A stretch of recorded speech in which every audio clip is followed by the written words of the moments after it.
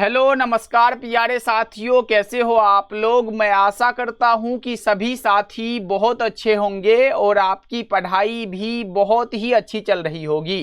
तो साथियों, आज के क्लास में हम लोग क्लास 12th बायोलॉजी का चैप्टर नंबर 7 है, जिसका नाम है विकास यानी कि इवोल्यूशन।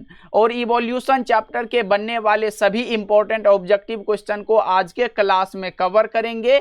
तो इस क्लास को आप लोग बिल्कुल ध्यान से देखिएगा और इस चैप्टर से दिए जाने वाले सभी प्रश्नों को बहुत अच्छे से याद भी कर लीजिएगा। ओके जी, चलिए फिर क्लास को स्टार्ट करते हैं। और बच्चा पार्टी, इस चैप्टर से बनने वाला एक भी ऑब्जेक्टिव एग्जाम में नहीं छूटेगा, इसीलिए क्लास को बिल्कुल ध्यान से और लास्ट तक देखिएगा।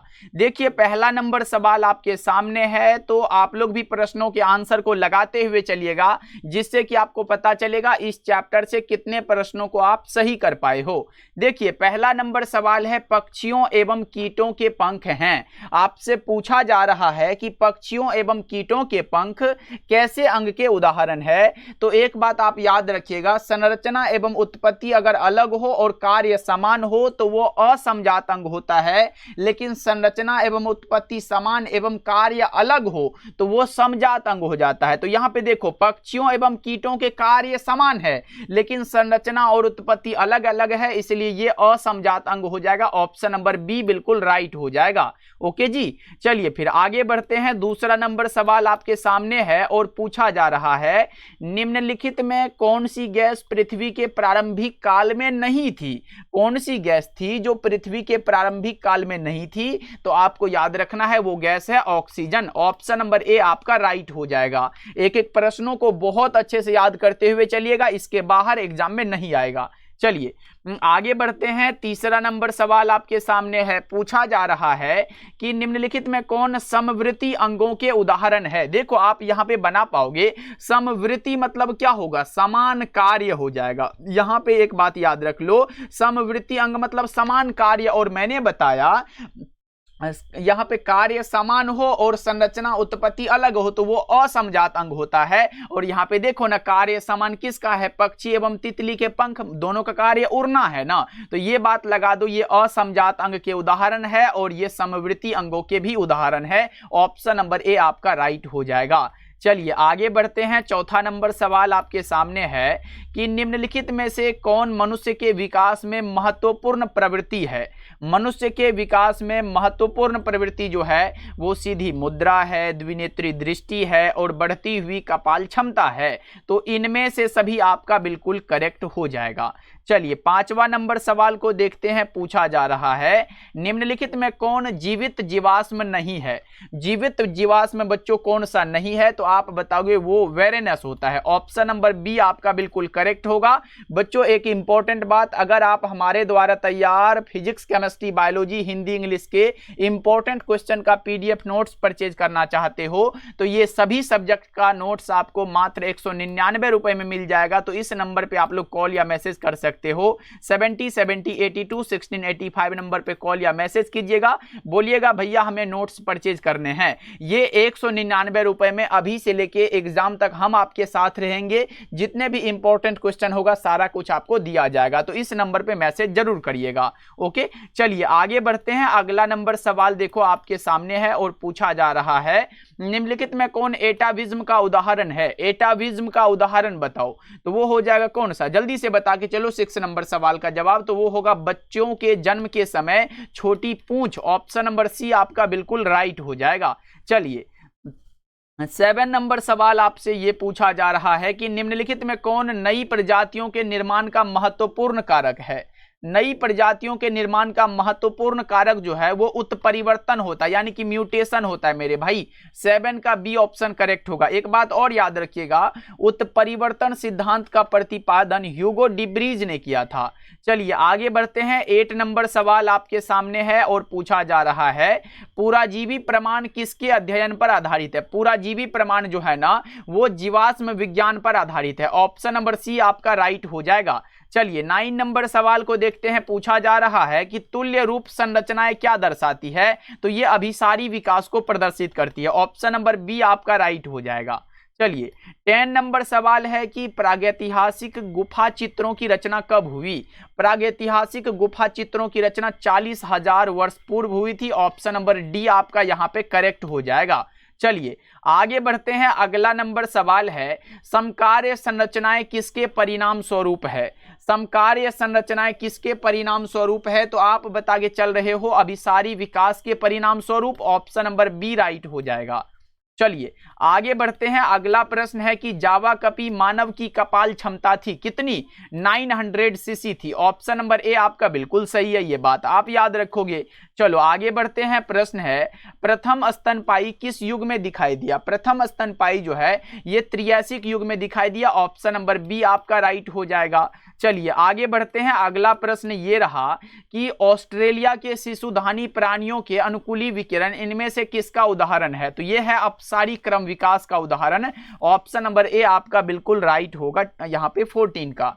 चलिए 15 नंबर सवाल पूछा जा रहा है कि आधुनिक मानव का नवीनतम एवं सीधा प्रागैतिहासिक पूर्वज कौन सा है, तो वो है क्रो-मैग्नन। ऑप्शन नंबर ए बिल्कुल राइट हो जाएगा, ध्यान रखना है। चलिए आगे बढ़ते हैं। अगला प्रश्न है अभिसारी विकास प्रदर्शित होता है। अभिसारी विकास प्रदर्शित होता है किसके द्वारा, तो ये प्रदर्शित होता है समवृत्ति अंगों के द्वारा। किसके द्वारा मेरे भाई, समवृत्ति अंगों के द्वारा। 16 का राइट आंसर बी हो जाएगा। चलिए 17 नंबर सवाल आपके सामने है कि ड्रायोपिथिकस इनमें से किसके अधिक समान थे। ड्रायोपिथिकस जो थे वो एप के अधिक समान थे। ऑप्शन नंबर ए बिल्कुल राइट हो जाएगा, याद रखिएगा, इंपॉर्टेंट है। चलिए आगे बढ़ते हैं। अगला प्रश्न है, यहां पे प्रश्न है कि एस.एल. मिलर जो है वो किससे संबंधित है। एस.एल. मिलर मेरे भाई किससे संबंधित है, तो वो है जीवन की उत्पत्ति एवं यहां पे विकास से। ऑप्शन नंबर क्या होगा, ए करेक्ट हो जाएगा। चलिए 19 नंबर सवाल को देखते हैं। प्रश्न है जीवाश्म सामान्यतः पाए जाते हैं कौन से चट्टान में। जीवाश्म कौन से चट्टान में पाए जाते हैं, तो तलछटी चट्टानों में। ऑप्शन नंबर सी आपका बिल्कुल सही है। चलिए आगे बढ़ते हैं। अगला प्रश्न क्या है, एकिडना क्या है। एकिडना जो होता है यह एक कनेक्टिंग लिंक है, यानी कि योजक कड़ी है। 20 का सही जवाब ऑप्शन नंबर ए हो जाएगा मेरे भाई। चलिए आगे बढ़ते हैं कि नई प्रजातियों के निर्माण का महत्वपूर्ण कारक है। नई प्रजातियों के निर्माण का महत्वपूर्ण कारक क्या है, तो आप बताओगे म्यूटेशन होता है। ऑप्शन नंबर क्या होगा, बी राइट हो जाएगा। चलिए आगे बढ़ते हैं। अगला प्रश्न क्या है, देखो यहाँ पे प्रश्न है डार्विन फिंचेज इनमें से किसका उदाहरण है। डार्विन फिंचेज किसका उदाहरण है, तो ये अनुकूली विकिरण का उदाहरण है। ऑप्शन नंबर बी राइट हो जाएगा। चलिए आगे बढ़ते हैं। अगला प्रश्न है क्रमिक विकास में किसका योगदान है, तो क्रमिक विकास में परपरागण का योगदान है। ऑप्शन नंबर बी बिल्कुल सही हो जाएगा। चलिए आगे बढ़ते हैं। अगला प्रश्न क्या है, मनुष्य के हाथ, क्या मेरे भाई, मनुष्य के हाथ, चमगादड़ के पंख तथा व्हेल के फिलिपर ये जो अभिव्यक्त करते हैं ये समजात अंग को यहाँ पे अभिव्यक्त या प्रदर्शित करते हैं। ऑप्शन नंबर डी हो जाएगा। चलिए आगे बढ़ते हैं। अगला प्रश्न देखो, यहाँ पे प्रश्न है कि डायनासोर क्या है, बताओ डायनासोर क्या है, तो यह एक प्रकार का विलुप्त सरीसृप है। क्या है, विलुप्त यहाँ पे सरीसृप है। ऑप्शन नंबर बी हो जाएगा। नेक्स्ट नंबर सवाल का जवाब बताओ, आधुनिक मानव का वैज्ञानिक नाम क्या है। आधुनिक मानव का वैज्ञानिक नाम है होमो सैपियंस। क्या है मेरे भाई, होमो सैपियंस है। ऑप्शन सी बिल्कुल सही है। चलिए आगे बढ़ते हैं। मनुष्य के विकास की आयु किसके द्वारा मापी जाती है। मनुष्य के विकास की आयु मापी जाती है कार्बन डेटिंग के द्वारा। ऑप्शन नंबर बी बिल्कुल सही हो जाएगा। चलिए आगे बढ़ते हैं। अगला प्रश्न क्या है, अगला प्रश्न है कि सेनोजोइक युग जाना जाता है। यहाँ पे बताओ सेनोजोइक युग जो है वो किसके लिए जाना जाता है, तो ये है स्तनधारियों तथा आधुनिक वनस्पतियों का काल है। ऑप्शन नंबर क्या होगा, ए राइट हो जाएगा। चलिए आगे बढ़ते हैं। नेक्स्ट बता के चलो आप लोग। प्रश्न है यहाँ पे प्रश्न है जीवन की रासायनिक उत्पत्ति का सिद्धांत किसके द्वारा बतलाया गया। जीवन की रासायनिक उत्पत्ति का सिद्धांत जो है ये ऑपरीन एवं हेल्डेन के द्वारा बतलाया गया। ऑप्शन नंबर बी बिल्कुल सही हो जाएगा, याद रखना है आपको।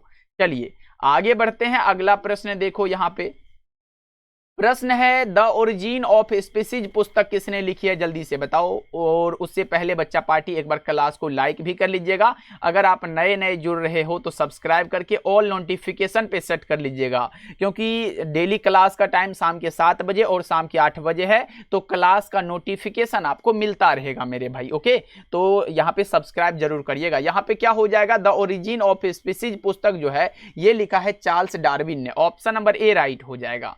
चलिए आगे बढ़ते हैं। अगला प्रश्न है पादपों तथा जंतुओं के बीच की कड़ी किसे माना जाता है। पादपों तथा जंतुओं के बीच की कड़ी किसे माना जाता है, तो युगलिना को। ऑप्शन नंबर सी बिल्कुल राइट हो जाएगा।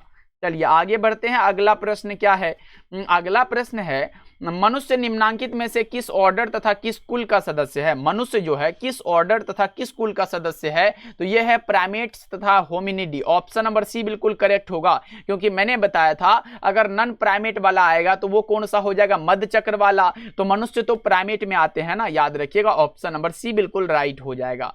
चलिए आगे बढ़ते हैं। अगला बता के चलो प्रश्न क्या है, पक्षियों तथा तितलियों का डैना जो है वह कैसा अंग है। ये तो मैंने बताया, देखो पक्षी का काम और तितली का काम दोनों का काम है उड़ना, मतलब कार्य समान है, लेकिन संरचना और उत्पत्ति यहाँ पे अलग अलग है। और अगर ऐसा है तो ये असमजात अंग हो जाएगा, क्योंकि संरचना और उत्पत्ति अगर समान है तो वो होगा समजात, अगर अलग है तो असमजात होगा। ओके, चलिए आगे बढ़ते हैं। अगला नंबर सवाल का जवाब बता के चलो, मेसोजोइक युग जो है ये किसका है, तो मेसोजोइक युग जो है ये सरीसृपों का है। ऑप्शन सी राइट हो जाएगा।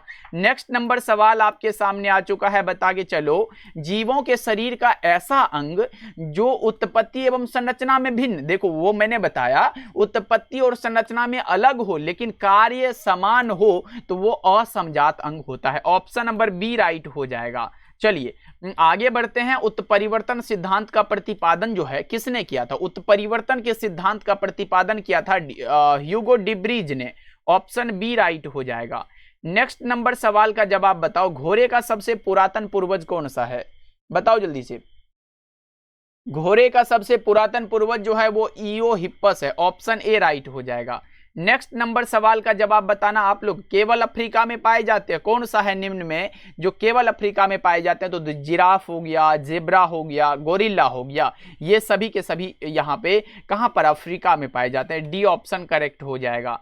चलिए आगे बढ़ते हैं। अगला प्रश्न है कि फिलॉसफी जूलॉजिक पुस्तक किसने लिखी है।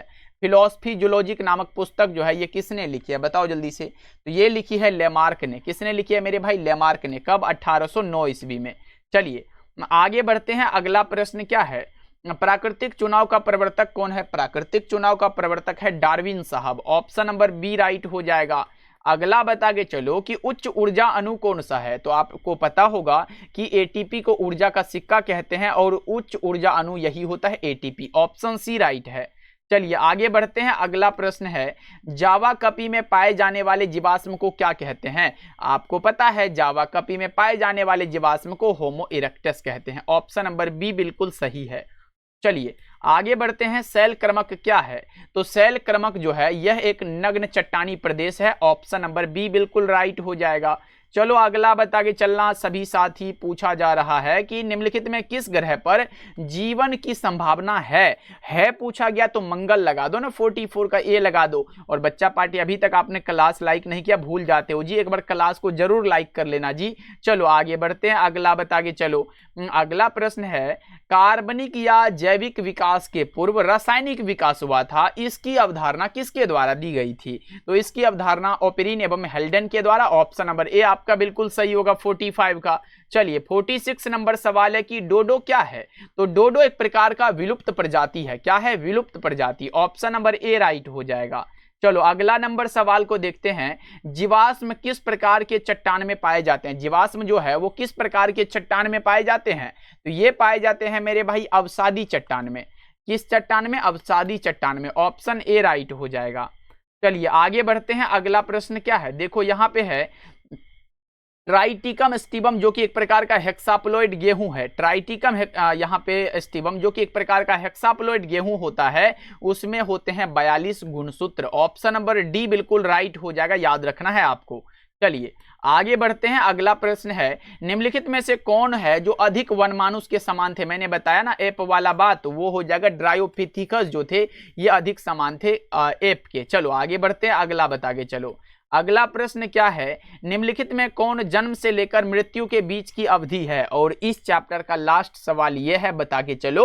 जन्म से लेकर मृत्यु के बीच का काल जो है उसका जीवन काल कहलाता है। ऑप्शन नंबर आपका बी हो जाएगा। ओके बच्चा पार्टी, अब अपना स्कोर जो है इस 50 में बता दो और क्लास कैसा लगा ये कमेंट करके सभी साथी जरूर बताइएगा। ओके बच्चों, मिलते हैं फिर अगले क्लास में अगले चैप्टर के साथ। तब तक अपना ध्यान रखिएगा। डेली क्लास का टाइम शाम के 7 बजे और शाम के 8 बजे है, ध्यान रहे। ओके बच्चों, मिलते हैं फिर।